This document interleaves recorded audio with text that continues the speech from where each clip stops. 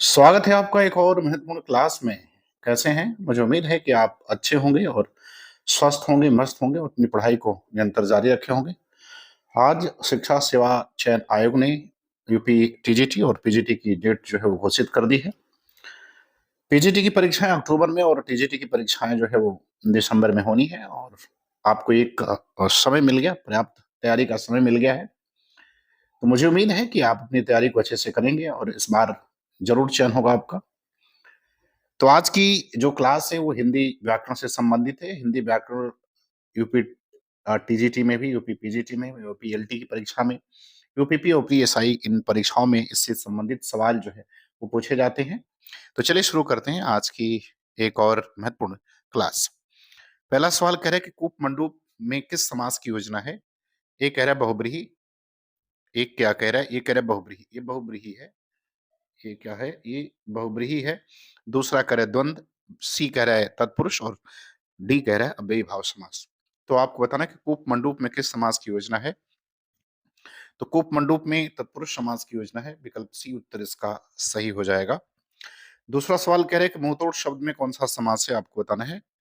ए कह रहा है तत्पुरुष, बी अव्ययी भाव, सी कह रहा है कर्मधारय और डी कह रहा है द्वंद्व समास। तो आपको मुंहतोड़ में समास बताना है कि मुंहतोड़ में कौन सा समास है। तो मुंह को तोड़ने वाला समास तत्पुरुष समास हो जाएगा। विकल्प बी ए जो है इसका उत्तर सही होगा।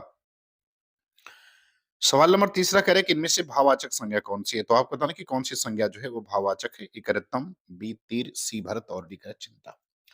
तो आपको बताना कि कौन सी संज्ञा जो है इसमें भाववाचक संज्ञा है। तो इसमें जो भाववाचक संज्ञा है वो विकल्प डी सही हो जाएगा। चिंता जो है वो भाववाचक संज्ञा का उदाहरण है।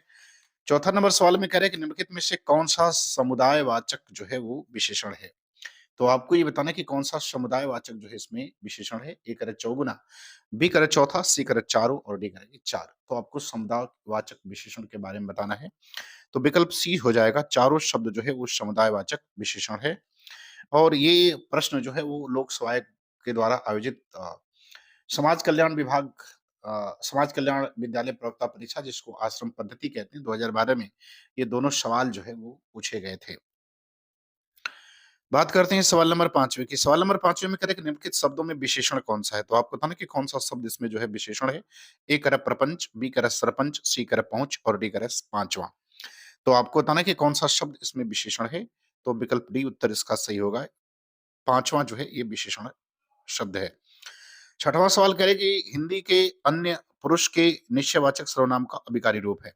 तो आपको बताना है कि हिंदी के अन्य पुरुष के निश्चयवाचक सर्वनाम का अभिकारी रूप कौन-सा है? ए कह रहा है वह, बी कह रहा है उन, सी कह रहा है उष और डी कह रहा है उन्हें।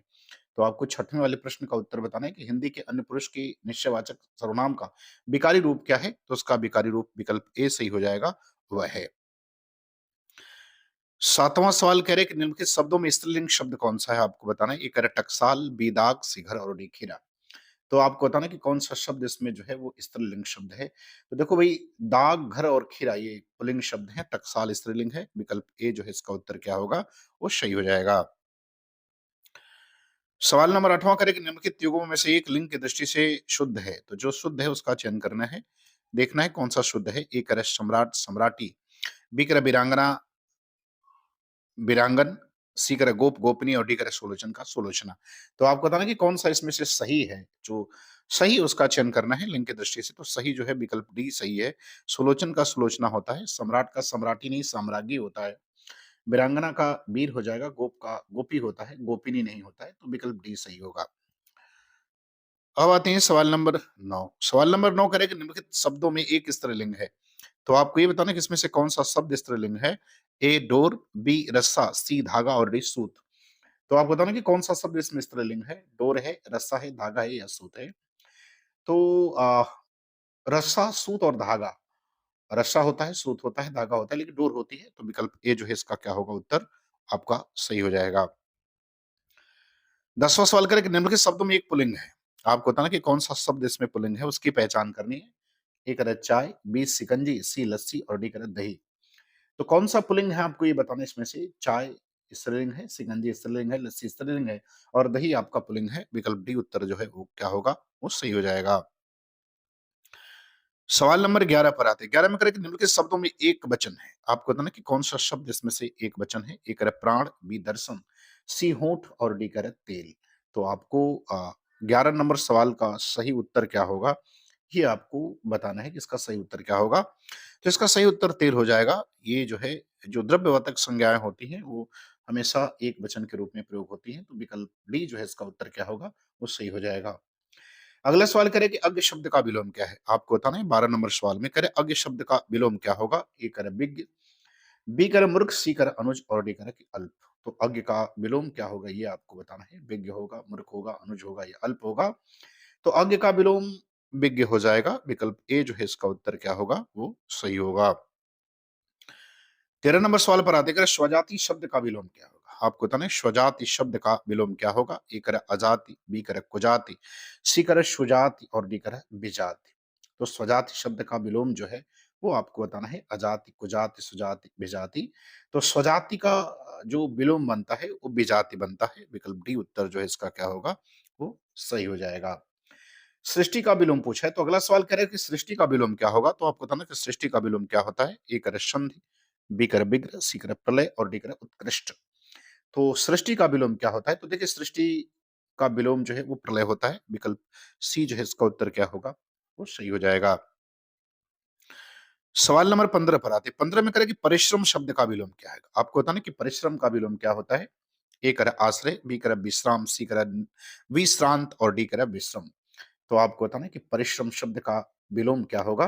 तो परिश्रम का विलोम विश्राम होता है। विकल्प बी उत्तर इसका क्या होगा, वो सही हो जाएगा।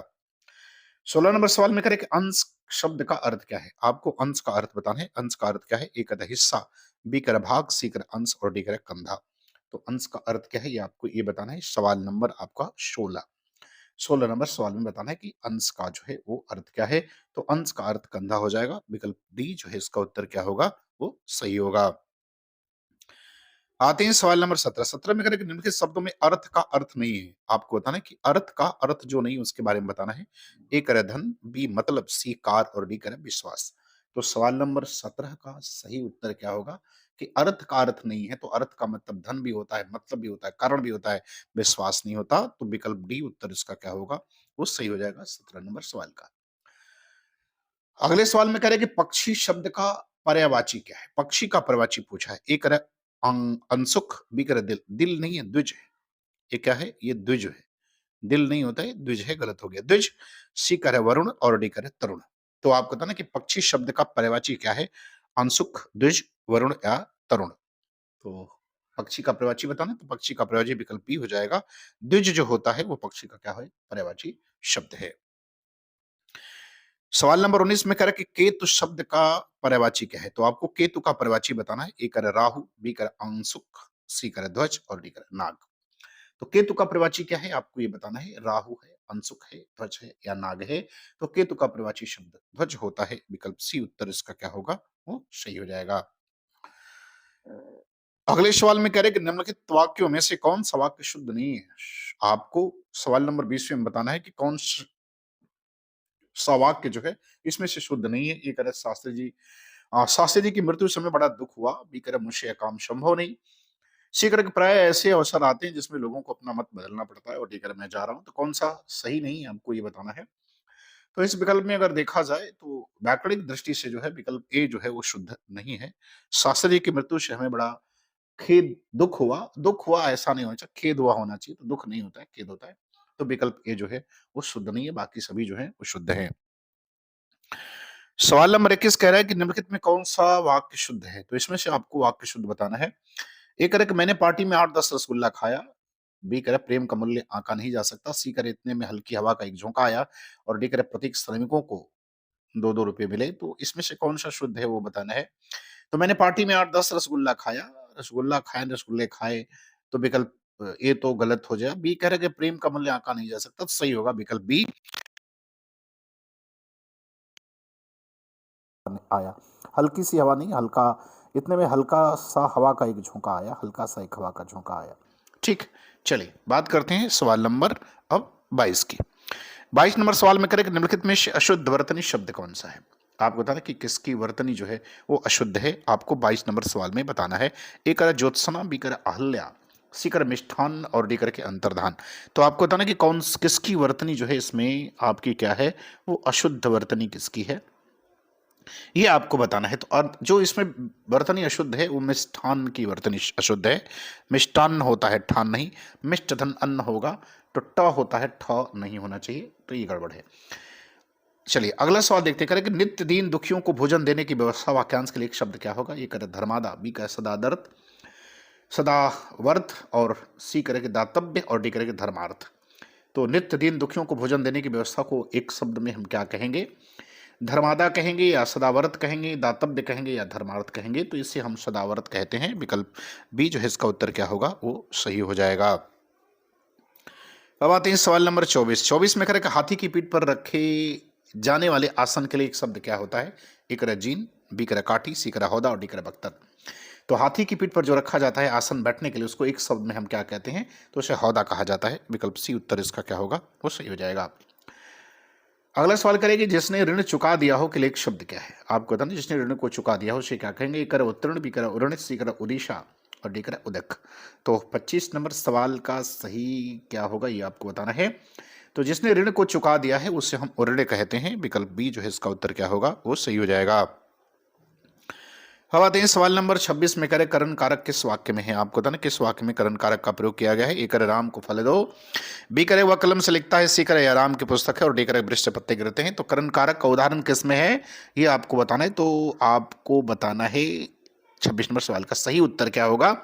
तो राम को फल दो नहीं होगा, संप्रदान कारक हो जाएगा। कलम से लिखता है, कलम साधन के रूप में प्रयोग है। विकल्प बी उत्तर इसका क्या होगा, वो सही हो जाएगा। राम की पुस्तक संबंध कारक हो जाएगा। वृक्ष से पत्ते गिरते हैं, ये आपका अपादान हो जाएगा। तो 26 नंबर सवाल का विकल्प बी जो है वो सही होगा। सवाल नंबर 27 कारक अपादान कारक किस वाक्य में है। आपको बताना किसमें अपादान कारक का प्रयोग किया गया है। ए करे वृक्ष से पत्ते गिरते हैं, बी करे धोबी को धुलने के लिए कपड़े दो, सी करे उसकी गाय सुंदर है और डी करे वह फल खाता है। तो आपको बताना कि अपादान कारक का प्रयोग किस वाक्य में हुआ है। तो विकल्प ए में जो है अपादान का प्रयोग हुआ है। वृक्ष से पत्ते गिरते हैं, अलगाव का भाव व्यक्त जो है वो हो रहा है। आते हैं सवाल नंबर आपका 28। 28 नंबर सवाल में क्या कह रहे, कह रहे उठना क्रिया का आकर्मक रूप क्या होगा। उठाना क्रिया जो लिखी है इसका आकर्मक रूप क्या होगा। ए करे उठवाया, बी करे उठाएगा, सी करे उठाया और डी करे उठना। तो अगर उठाना क्रिया का आकर्मक रूप देखें तो इसका आकर्मक रूप हो जाएगा उठना। विकल्प डी उत्तर जो है इसका सही हो जाएगा। 29 नंबर सवाल में कह रहा है कि निम्नलिखित में से किस शब्द में उपसर्ग का प्रयोग नहीं हुआ है। आपको बताना किस में उपसर्ग का प्रयोग नहीं हुआ है। ए करे प्रश्न, बी करे प्रतिष्ठा, सी करे अधिकार और डी करे संस्कार।